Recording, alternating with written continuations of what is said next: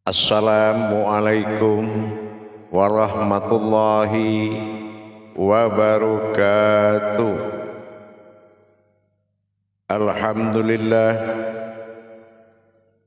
Alhamdulillahi rabbil alamin. Assalatu wassalamu ala asrafil anbiya'i wal mursalin Sayyidina wa maulana Muhammad. Asyhadu an la ilaha illallahul malikul haqqul mubin wa asyhadu anna Muhammadan abduhu wa rasuluhu was-sadiqul wa'adal amin. Allahumma salli wa sallim wa barik wa karim ahzanul nabil karim ihdinil ladzi min jalalika wa innal ladzi min jamalika wa innahu min malika wa tahirin wal mujahidina amma ba'du ibadullah wa ittaqullah. Bersyukur kita kehadirat Allah dengan mengucapkan alhamdulillahi rabbil alamin atas segala limpahan karunia, rahmah dan hidayahnya, serta dengan izinnya juga kita dapat menjalankan amanahnya, beramal dan beribadah zahir batin dunia dan akhirat. Bersalam kita tidak akan pernah terlupakan. Marilah sama-sama kita sampaikan dan kita sampaikan kepada junjungan kita Nabi Allah Nabiul Akhirul Zaman Rasulullah Muhammad sallallahu alaihi wasallam. Atasnya kalimahnya kita kalamkan dengan membacakan Allahumma sholli ala Sayyidina Muhammad wa ala alihi Sayyidina Muhammad. Alhamdulillah bertemu lagi dengan saya Guru Mursyid Syekh Nur Muhammad Buya Irwan Maulana Al-Khalidi, Pasaman, Sumatera Barat. Tentunya dalam rangka meningkatkan iman dan takwa kita kepada Allah, tentulah kita melaksanakan anjuran daripada Nabi Allah kita, diwajibkan kepada kita untuk belajar dan menuntut ilmu di jalan Allah. Tanpa ilmu semua tidak akan pernah tercapai. Tanpa derajat tidak akan pernah ada ilmu. Makanya faqulu min bi khairi ilmin ya'malu wa amalahu mardudatul la tahabalu. Insyaallah. Jamaah yang dirahmati Allah, dalam tayangan syiar kita YouTube Buya Pasaman Timur, insyaallah selalu kita berbagi wawasan dan ilmu pengetahuan, mudah-mudahan bermanfaat. Bagi yang sudah paham, saya sebagai guru mursyid mengingatkan agar tidak lupa. Tapi bagi yang belum memahami sama sekali, maka belajarlah kita bersama-sama demi tercapainya kemaslahatan keumatan dan ketuhanan. Yang menjadi tujuan utama dalam Islam adalah jelas pastikan umat dan ketuhanan pada dirimu. Inilah syahadat. Rumus sebelum sholat itu terjadi, ketuhanan itu sudah terjadi. Jangan sholat sudah terjadi, ketuhanan belum terjadi pada diri kita, insyaallah. Pada waktu dan kesempatan ini, dalam pertemuan kita ini, saya akan berbagi wawasan tentang hablum minan nas wa hablum minallah. Tajalli dua ini sangat mengundang perhatian kita di dalam agama. Bagaimana tajalli Tuhan kepada manusia dan tajalli umat bagaimana kepada Tuhannya. Ini kalau tidak terjadi, terus agama itu sebagai apa dan untuk apa? Agama untuk apa bagi orang yang tidak berhubungan dengan Tuhannya? atau Tuhannya tidak berhubungan dengan umatnya? Apakah agama ini hanya sebagai wadah melengkapi dan memuaskan kepuasan? Kita bangga dilihat beribadah, mertua bangga melihat kita beribadah, istri senang melihat kita beribadah, anak bangga melihat kita beribadah dan dikenal sebagai orang yang beribadah. Tapi kita tidak dikenal oleh Allah sebagai orang yang bertuhan kepadanya. Inilah timbulnya utusan-utusan Allah untuk meluruskan tauhid tersebut. Bisa dibayangkan ada hidup dalam hidup Adam, ruh di dalam diri, ada diri dalam ruh. Ini kita harus benar-benar menyikapi keberadaan kita. Jangan kita digolongkan ruh tapi tidak digolongkan diri. Yang menyelamatkan kita kepada Allah atau Tuhan bukanlah ruh tetapi diri. Ada golong ciptaan Tuhan dinamakan dengan hayat atau kodrat. Ada yang dijadikan dan diciptakan berupa makhluk yaitu ruh. Maka dalam hal ini pastikan kebenaran kita, posisi kita dalam kedudukan apa di mata Tuhan yang bernama Allah Subhanahu wa ta'ala. Itu kita pastikan terlebih awal. Kalau kepastian bertuhan syahadat ahad belum nyata satunya wujud pada diri kita yang berwujud dan maujud kepada umat dan ketuhanan, ini belum dikatakan dia memiliki Tuhan, atau dikatakan dia belum menjunjung suatu wujud pun yang dikatakan Tuhan. Dalam hal ini tajalli Allah, hablum minallah kita kepada Allah. Hablul minallah kita seperti apa? Sejauh mana tingkatan-tingkatan diri kita di dalam menjalankan tauhid iman kita kepada Allah. Sudahkah dari tauhid iman ini meningkat perubahan-perubahan derajat diri? Mulai dari awal pakai tubuh, yang kedua pakai ruh, yang ketiga pakai nur, yang keempat pakai zat, yang kelima pakai batin, yang keenam pakai sir, yang ketujuh pakai wujud. Tingkatan-tingkatan tauhid diri. Mulai dari masa tauhid din, tauhid zuhudiyah, tauhid ilahiyah, tauhid siriyah, yang kelima tauhid ghaibiyah. Pendekatan-pendekatan kodrat kepada Allah menuju wujud kembali menjadi satu, itu innalillahi, PR besar yang tidak bisa kita main-mainkan. Kembalimu kepadaku, laksana aku kembali kepadamu. Ini harus alif awal alif akhir. Inna ilah aku Tuhan, inna lillah aku yang datang, inna lillahi aku yang hidup. Innallaha innallahi innallahu inna lillahi. Ini dalam hidup. Sebelum wa inna ilaihi rajiun, kembali tenggelam dalam batin. Maka kita harus menyatakan dalam masa hidup tenggelamnya rahasia dalam batin. Ini adalah batinul batin. Hidup umat Tuhan adalah hidup batin dalam batin. Kalau kita belum mendapatkan kodrat yang tidak tersentuh oleh 7 petala langit dan 7 petala bumi, belum dikatakan seseorang itu bertuhan kepada Allah. Tapi kalau dia masih melata hakikat keduniaan hidupnya di muka bumi, memijak tanah dan menyentuh langit, dalam arti berpandangan dan tidak memiliki kodrat wa ma bainahuma, antara keduanya tadi, maka belum dikatakan dia sifat bagi Allah. Dia belum dikatakan diri sifat bagi Allah. Ada diri makhluk, ada diri wujud, ada diri syirik.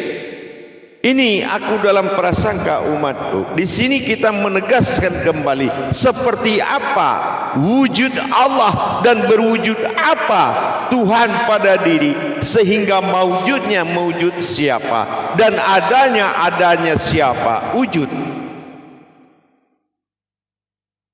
Perjalanan ini dituangkan dalam Al-Kisah hakikat di dalam Al-Quran. Pandai membahas titik, pandai mengkaji apa titik, bagaimana proses titik menjelma kepada alif, bagaimana alif bertingkah kepada ba, dan berwujud-wujud pada ayat-ayat lain. Maka kalau kita tidak bisa memahami ke situ, artinya kita sudah tenggelam dalam keyakinan yang tidak menyatu kepada rohani. Bisa jadi keyakinan itu menjadi kafir sindik. Kenapa? Karena kita tidak bisa membaca diri kita di dalam Al-Quran. Padahal Al-Quran adalah bacaan diri. Al-Qara'an, an itu adalah batin hayatnya Allah pada diri. An-Nas, Al-Quran, an'amta alaihim. Mana ta'alaihim, mana diri yang dikatakan wujud Tuhan, diri yang dikatakan wujudullah. Kalau kita tidak bisa mengerti tentang kodrat Al-Quran bernama Hijaiyah, maka ini akan tenggelam dalam cerita leluhur yang diceritakan orang yang mirip orang leluhur. Apa itu? Ada ulama dalam syara tapi tidak ada dalam ikhwan Al-Quran.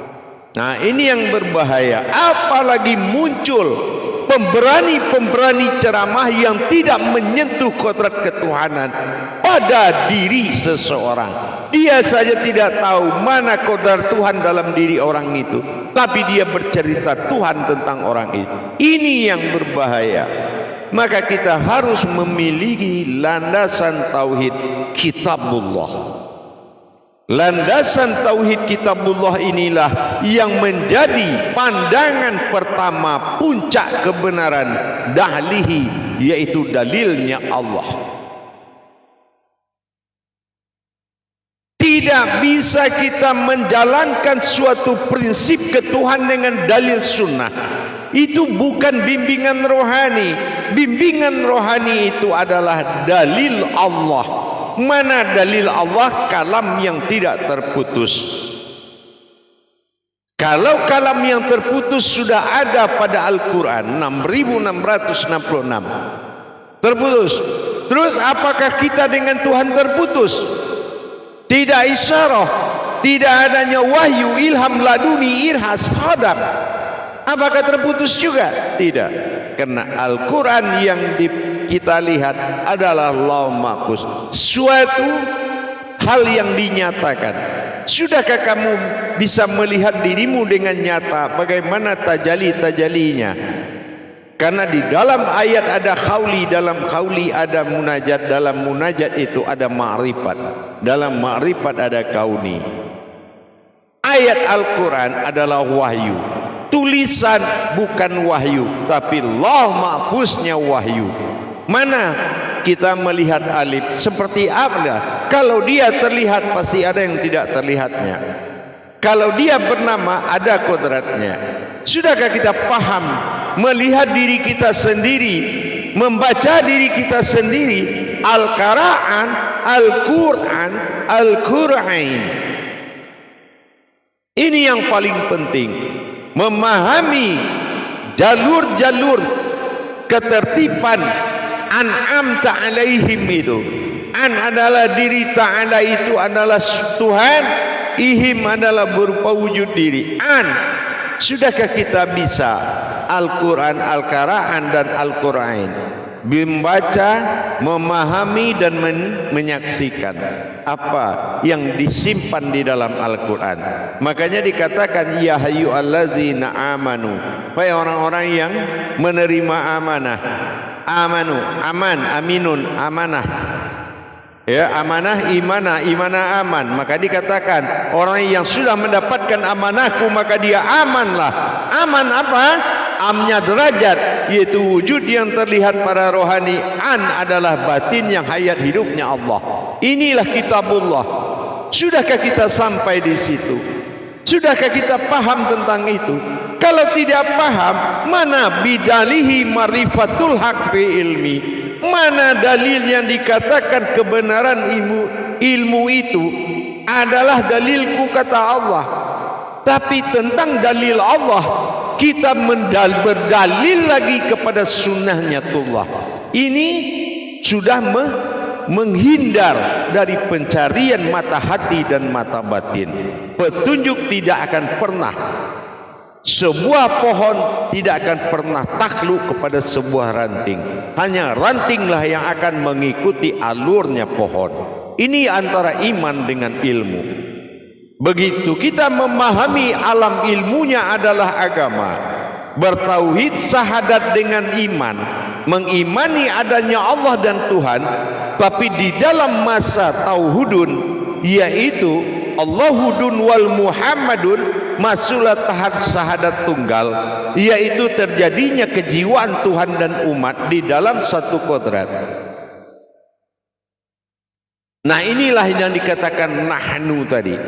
Jadi kalau kita bisa mendapatkan kodrat dan derajat hakikat ketuhanan, hakikat, tentulah kita harus paham mana hakikat dari segala bentuk tadabbur Qur'annya. Apa fungsi alif pada diri? Bagaimana pengembangan terjadinya alif sampai dia bernama alif? Begitu juga dia bertajali kepada ba, jatuhnya ba dan bertitik di bawah. Adakah kamu tahu cerita tentang dirimu di dalam ba itu? Apa ba itu? Bukankah Al-Jabar Al-Quran itu? Kenapa kamu tidak mampu menjabarkan sehingga lari kepada sebuah riwayat dan kitab keimanan? Ini akan menjauhkan kita dalam tauhid. Kitab apapun yang lahir di dalam iman, sementara Islam saja didahului oleh syahadat, mana mungkin bisa diiman membahas ke tingkat syahadatullah kalau tidak syahadat yang membahas iman. Alhamdulillah para hadirin dan hadirat, mendapatkan diri yang sejati menjadi sejatinya diri perlu pencarian ketuhanan dan ketunggalan. Ini yang dikatakan dengan syahadat tauhudun. Tapi Allah belum menjadi Allahudun, belum lenyap di dalam suatu sifat batin, belum mampu mengetahui tentang batin, persembunyian tentang asmanya Allah. Muhammadun, bagaimana perwujudan yang sebenarnya yang dikatakan sifatku memujiku dengan kalam Muhammad, ini belum menjadi satu kodrat. Bagaimana bisa alif kembali kepada alif? Nyatanya di situ. Jamaah yang dirahmati Allah rahimakumullah, marilah kita membuat diri kita sabar untuk lebih besar dan membesarkan diri. Sabar, hanya Allah yang mampu besarkan kita. Kita hanya bertugas membesarkan Allah, bukan membesarkan diri di jalan Allah, tapi membesarkan Allah di jalan diri. Kajian tajalli Allah dan tajalli umat, hablum minan nas, tidak semudah itu kita memahami kajian tersebut. Kalau tajalli perjalanan lau mahfuznya menuju hakikat yang hakiki tidak mampu kita tuangkan, memperjalankan umat. Terus kita ulama apa? Sebagai ulama diutus untuk apa? Bukankah Allah katakan firasyatal anbiya, mana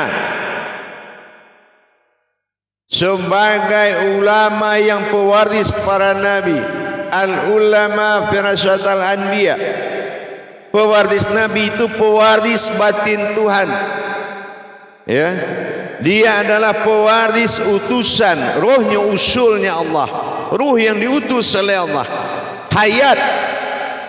Dan sudahkah dia menceritakan tentang Tuhan dalam makom kalam wahyu yang tidak bersentuhan dengan tubuhnya? bukan seorang yang beramal cari pahala cerita Tuhan.